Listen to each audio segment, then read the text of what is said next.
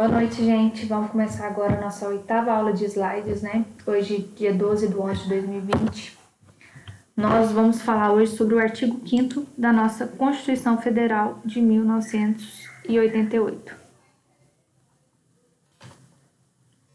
Bom, gente, nós fizemos um breve percurso histórico de todas as nossas constituições até chegar na nossa Constituição vigente, que é a nossa Constituição de 1988.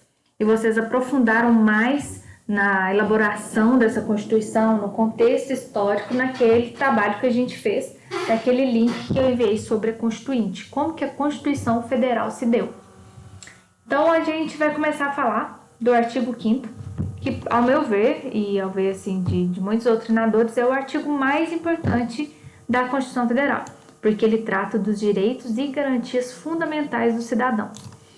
A gente tem que lembrar que a Constituição Federal de 88 nasceu pós-ditadura, né? Um momento tenebroso na história brasileira, por mais que muita gente tente esquecer ou tenta deturpar, mas foi um momento muito tenebroso que a gente não tinha direito nenhum, a gente não tinha garantia nenhuma.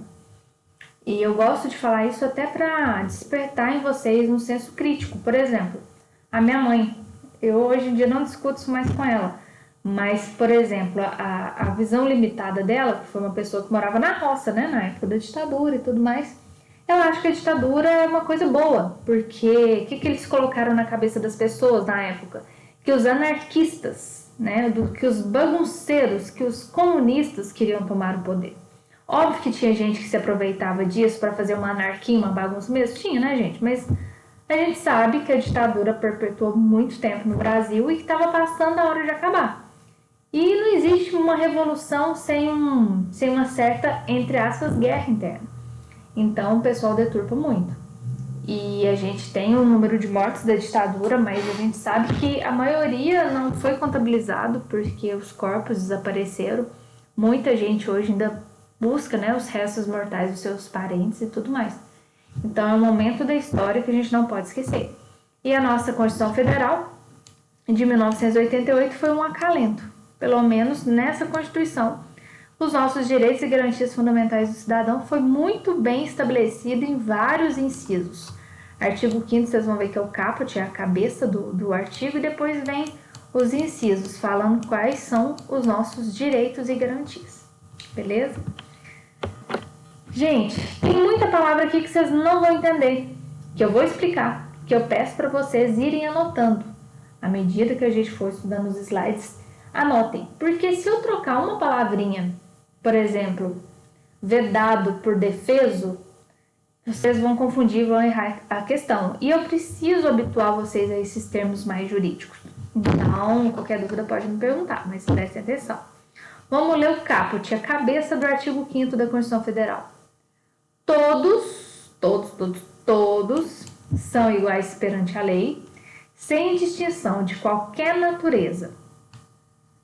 Por aí já podia até parar o artigo aqui, né, gente? Porque tá falando que sem distinção de natureza nenhuma. Mas ele ainda quis aqui especificar, garantindo-se aos brasileiros e aos estrangeiros residentes no país a inviolabilidade do direito à vida, à liberdade, à igualdade, à segurança e à propriedade nos termos seguintes. Bom, vamos destrinchar aqui por parte esse caput. Todos são iguais perante a lei, né? Sem distinção de qualquer natureza. Então, todos, gente, quando eu falo todos, é todos. É negro, é branco, é pardo, é índio, é pobre, é rico, é mulher, é homem, é heterossexual, é homossexual. Todos são iguais perante a lei. Só que essa garantia, se eu perguntar na prova, se ela é garantida apenas aos brasileiros, o artigo 5º ele protege só os brasileiros? Não. Ele é garantido aos brasileiros e aos estrangeiros residentes no país, garantindo a inviolabilidade do direito à vida, ninguém pode sair matando os outros à torto e à direito, a liberdade, ninguém pode ser preso por nada, a gente vai ver melhor sobre isso, a igualdade, isso aqui infelizmente, né, gente, tá no nosso texto constitucional, mas a gente sabe que a gente não tem uma igualdade no sentido estrito senso mesmo. A gente sabe tanto que o nosso país é desigual, mas a nossa lei garante. A segurança, a gente sabe também que não é igual a segurança que a gente tem na Barra da Tijuca, é totalmente diferente do que a gente tem no Morro do Vidigal, por exemplo. A propriedade, todos têm direito à propriedade. Se você tiver dinheiro para comprar alguma coisa, você vai ser dono daquilo, exceto no caso de desapropriação, mas é um caso à parte. Então, o artigo 5º, né, ele fala que todo mundo é igual perante a lei, e ele promete, né, pelo menos ele promete nos garantir o direito à vida, o direito à liberdade, à igualdade, à segurança e propriedade nos termos seguintes. É que ele vai ser mais específico. Então, é aqui que a gente lê é o caput, é a cabeça do artigo. Caput é o termo cabeça em latim. O direito tem muito desses termos latinos. Latinos ou termos em latim? Acho que termos em latim fica melhor. Depois eu vou até ver essa nomenclatura. Bom, vamos ver lá o primeiro. Inciso 1º.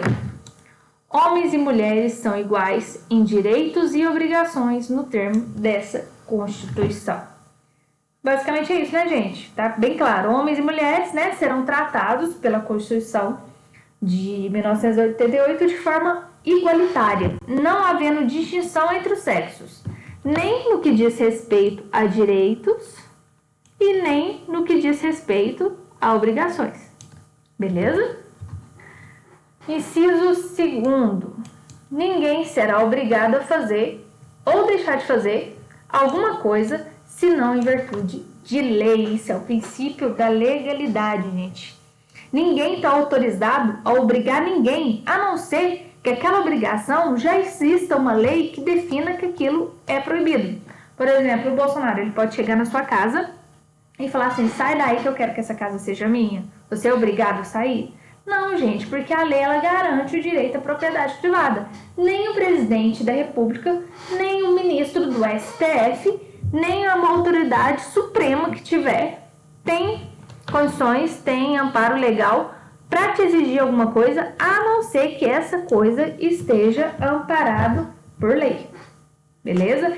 Esse é o princípio da legalidade. Se eu perguntar na prova, explique o princípio da legalidade. É esse princípio, que ninguém será obrigado a fazer ou deixar de fazer alguma coisa, senão em virtude de lei. Ficou bem claro assim, gente? Porque, como eu disse para vocês, essa Constituição foi pós-ditadura.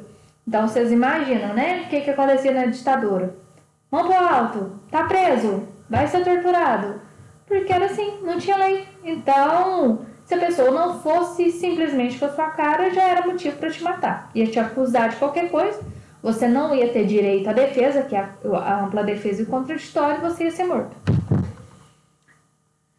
3. Ninguém será submetido à tortura nem ao tratamento desumano ou degradante. Ou seja, né, gente, é garantido a todos a integridade física e psíquica.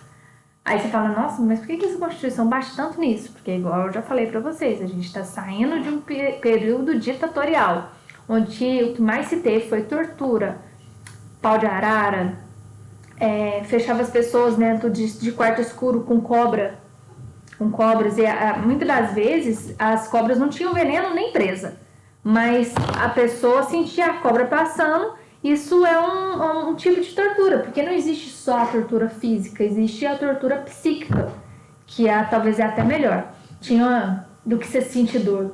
Tinha uma tortura, eu li um livro muito pesado, eu esqueci o nome dele, depois eu vou lembrar e passar para vocês, que falava de outro tipo de tortura que não deixava a pessoa dormir. Ia colocando música alta, batendo coisas pra pessoa não dormir. Você sabe que se a gente ficar um tempo sem dormir, a gente morre. A gente não dá conta. Então, a nossa Constituição, ela veda a tortura. O que é vedar? Proibir. 4. É livre a manifestação do pensamento, sendo vedado o anonimato. Vamos por partes. É livre a manifestação do pensamento. Você pode pensar... você pode manifestar o que você pensa, mas é proibido que isso seja anônimo. Se você quer colocar a boca no trombone no Facebook, Não cria um fake, não. Vai lá e fala com a sua cara. Por quê? Porque se você falar alguma besteira, porque se você ofender a honra de alguém, vai estar lá seu rostinho e você vai sofrer um processo. A gente sabe a quem processar. Então, eu posso fazer uma pergunta aqui sobre esse inciso. É permitido a manifestação do pensamento? Tá certo, né? Aí, se eu colocar sendo permitido o anonimato, aí já está errada a questão, porque é vedado. O que é o significado de vedado? É proibido. Vedado é igual proibido. E se a gente for fazer uma prova, gente, eu não vou colocar proibido, vou colocar vedado, tá bom? É assegurado o direito de resposta proporcional ao agravo, além da indenização por dano material, moral ou à imagem. Bom, gente, aqui está falando que é autorizado o pedido de indenização a outra pessoa por qualquer ato, né, que ela tenha feito que tenha resultado um prejuízo material à imagem de outra pessoa. Esse direito à resposta aqui, ó, é muito usado agora no eleitoral, né? A pessoa usa a propaganda eleitoral gratuita para atacar um outro candidato. Eu que sou advogada nessa área, trabalhando muito esses últimos dias, exatamente por isso. A gente peticiona, pede o direito de resposta, o juiz vai contar quantos minutos que ele falou mal do candidato e concede pra gente minutos iguais na mesma rede para o direito de resposta, para desmentir aquilo. Ou seja, proporcional ao agravo. É um exemplo que eu estou dando para vocês. Se um candidato falou 2 minutos e 20 segundos, eu vou ter mal do meu candidato, assim que eu entrar com a ação de direito à resposta, ele vai ter 2 minutos e 20 segundos no mesmo veículo, seja no Facebook, seja na rádio, para falar que não foi bem aquilo que aquele candidato falou dele. É o direito de resposta que é proporcional ao agravo. Indenização por dano material, moral ou à imagem. Um exemplo aqui de um caso que daria para acumular esses 3 itens. Por exemplo, eu sou motorista de Uber e a pessoa publica minha foto e fala que eu sou uma assassina em série e que eu gosto de matar meus passageiros. Bom, gente, isso vai atingir a minha imagem, porque a minha imagem foi divulgada. Isso vai atingir a minha moral, porque eu sou advogada, eu sou professora, eu sou uma pessoa que trabalha, eu sou uma pessoa honesta e eu não sou uma assassina. Né? No caso, não sou advogada, não. No caso, eu vou ser uma motorista de Uber. E dano material também. O que é material? Dinheiro. Quem que vai querer andar com uma motorista de Uber que é acusada de assassinato? Ninguém, né, gente? Então, não vou ter mais cliente. Porque minha imagem foi denegrida aqui para Piuí. Que nem tem Uber, né, gente? É só para vocês entenderem. Então, às vezes, dá pra gente entrar com um processo só de dano material, às vezes só de dano moral, ou só contra a difamação da nossa imagem, ou às vezes dá pra gente juntar os 3 numa ação só. Beleza? Passar pra frente. É inviolável a liberdade de consciência e de crença, sendo assegurado o livre exercício dos cultos religiosos e garantida na forma da lei a proteção aos locais de cultos e suas liturgias. Isso também está tranquilo, né, gente? Que cada um pode exercer livremente a sua religião ou a sua liberdade de consciência. O que quer dizer isso? Por exemplo, se eu acredito em disco voador, é a minha liberdade de consciência. Eu acredito. Se eu acredito que ET faz milagre, é a minha crença. Se o meu culto religioso no caso, é o evangélico, beleza, eu posso exercer meu culto religioso.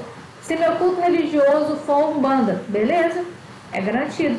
Qualquer tipo de religião, de catolicismo, de espiritismo, é permitido na nossa Constituição. Beleza? Próximo. É assegurada, nos termos da lei, a prestação de assistência religiosa nas entidades civis e militares de internação coletiva. Eu não sei se vocês já ouviram falar, né, que todo mundo fica preso, vira crente, né, porque existem muitas essas visitas, né, religiosas das igrejas evangélicas nos presídios e tudo mais. E isso é garantido por lei. O diretor do presídio, ele não pode simplesmente falar que o pastor, que o missionário, ou padre, ou qualquer religião vá lá dentro. Pode ir. E é direito do preso ter essa assistência religiosa. Beleza?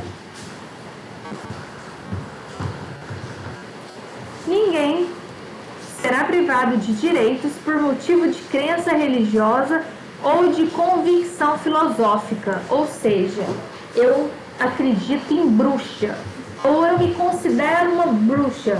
Então isso é quase que uma convicção filosófica, né? Não chega a ser uma religião. Nossa, começou a chover aqui, não sei se vocês vão escutar. A chuva tá grossa. Ninguém será privado de direitos pelo que ele acredita. Aí eu posso, igual foi na caça às bruxas, queimar as bruxas porque acreditava que a pessoa era bruxa? Não, né, gente? Isso foi na era medieval. Hoje em dia, você pode acreditar no que você quiser, você pode ter qualquer crença religiosa que você não vai perder os seus direitos por isso. Continuando. Ou política. Ah, eu sou petista. Ah, não, então o Bolsonaro é de direita, se eu sou de esquerda, então eu vou ter, ó, meus direitos cortados. Não, né, gente? Eu posso ter a minha crença, a minha convicção filosófica, a minha convicção política, que os meus direitos fundamentais continuam sendo resguardados. Mais uma vez, a gente pode entender que o legislador colocou esse inciso no artigo 5º, está lá no inciso 8º, por quê? Porque a gente veio de um período ditatorial. Na época, quem não era do partido do governo, por si só já era considerado criminoso, já era considerado anarquista, comunista. Beleza? Salvo o direito não é uma ciência exata, sempre tem uma exceção. Qual que é a exceção disso? Se a pessoa as invocar para eximir-se da obrigação legal a todos impostos e recusar a cumprir prestação alternativa fixada em lei. Vamos supor, eu tenho uma religião que faz sacrifício com bebês humanos. Aí beleza, eu sou presa, homicídio. Eu vou falar assim, não, eu quero me eximir de ser presa. Por quê? Isso é o meu livre exercício de religião. A minha religião permite, né, matar bebês, inclusive na barriga da mãe. Então não pode, né, gente? Se a pessoa invocar a sua religião, ou seja, justificar o seu crime, a sua obrigação legal baseado na sua religião, aí não. Aí ela vai perder o direito dela e ela vai ser condenada. Então também você não pode se eximir de cumprir a lei falando que a sua religião permite. Só um minutinho, gente, deixa eu fechar a janela aqui do top.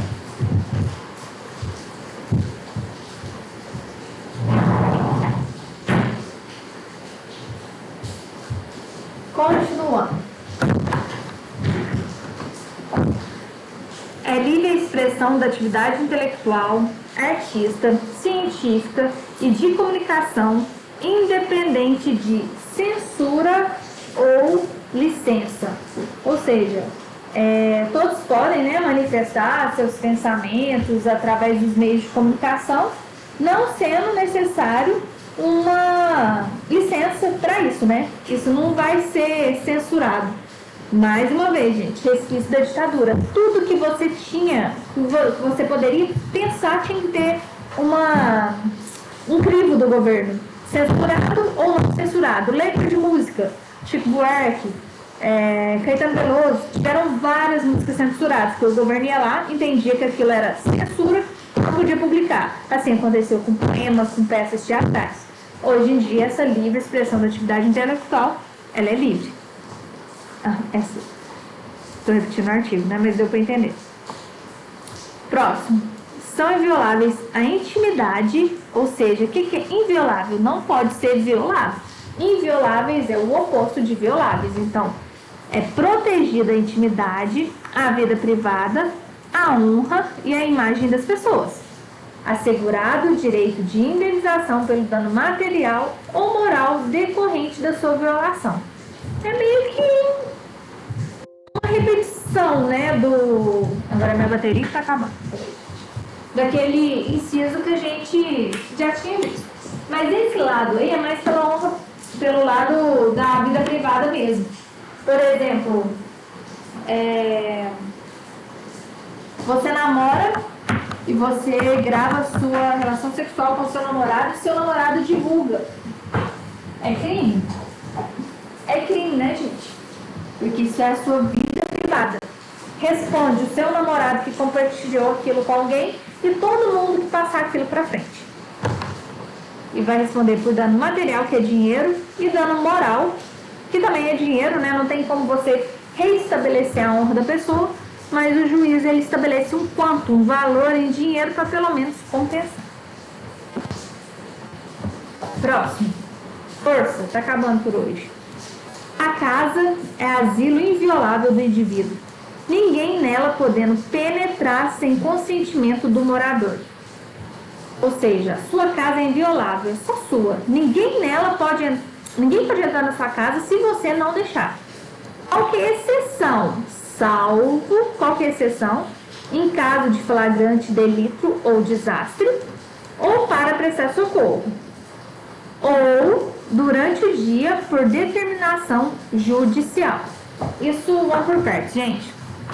Salvo em caso de flagrante delito ou desastre, né? A pessoa acabou de cometer um crime, sai correndo, todo mundo viu aquela pessoa tirando e entrou dentro de casa. Aí não dá pra ela falar, Tilelé, eu tô na minha casa, que você não entra. Não tem nada disso.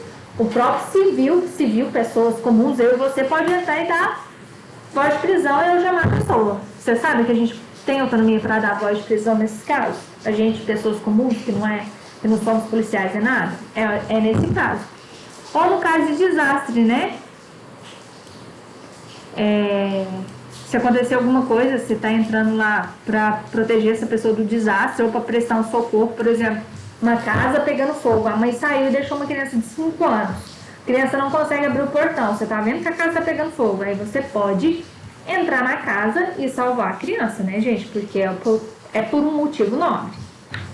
Agora, isso aqui, gente, é muito interessante. Durante o dia, por determinação judicial. Muita gente, a polícia costuma muito exceder os limites de atuação e entra na casa dos outros assim, polícia civil, e vai estar revistando tudo. Isso não pode, gente. Só o juiz que pode dar essa ordem. Delegado não dá essa ordem.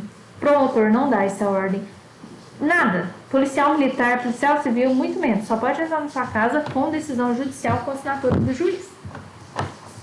Vamos lá. É inviolável o sigilo da correspondência e das comunicações telegráficas, de dados e das comunicações telefônicas. Qual que é a exceção? Quando que pode se violar isso? No último caso, por ordem judicial, nas hipóteses e na forma que a lei estabelecer, para fins de investigação criminal ou de instrução processual penal. Bom, gente, a regra é que não se pode abrir correspondência alheia, nem ouvir conversas por telefone, inclusive acessar dados pessoais de uma pessoa, a não ser que o juiz autorize para investigar um crime, né, ou para obter provas em processo penal. Vamos supor, meu candidato. Mentira, viu, gente? Eu sou uma suposição que meu candidato é muito bom, muito honesto. Vamos supor que o meu candidato está sendo acusado de comprar voto, né? Cesta básica e tudo mais. Inclusive, eu, como advogada dele, estou ajudando ele nisso. É uma suposição, viu, gente? Mas meu telefone, de fato, já teve grampeado. Aí eles grampeiam o meu telefone, né? Porque não é porque eu sou advogada que eu posso cometer um ilícito, pelo contrário. Porque eu sou advogada aí que eu não posso cometer ilícito nenhum, que eu sei o que eu tô fazendo. Grampei meu telefone, grampei o telefone de todo mundo que acha que está envolvido para conseguir um meio de prova. Mas isso é um processo sigiloso. Tem que explicar muito bem para o juiz por que você está requerendo essa quebra de sigilo telefônico. Ou seja, é muito, muito, muito difícil conseguir isso. Mas há casos que isso acontece. Mas só também com decisão judicial. Beleza? Por último, é livre o exercício de qualquer trabalho, ofício ou profissão, atendidas as qualificações profissionais que a lei estabelecer. Você pode trabalhar, gente, em qualquer profissão. O indivíduo ele é livre para escolher qualquer profissão. Entretanto, né, a lei pode exigir certos requisitos antes do exercício de algumas atividades.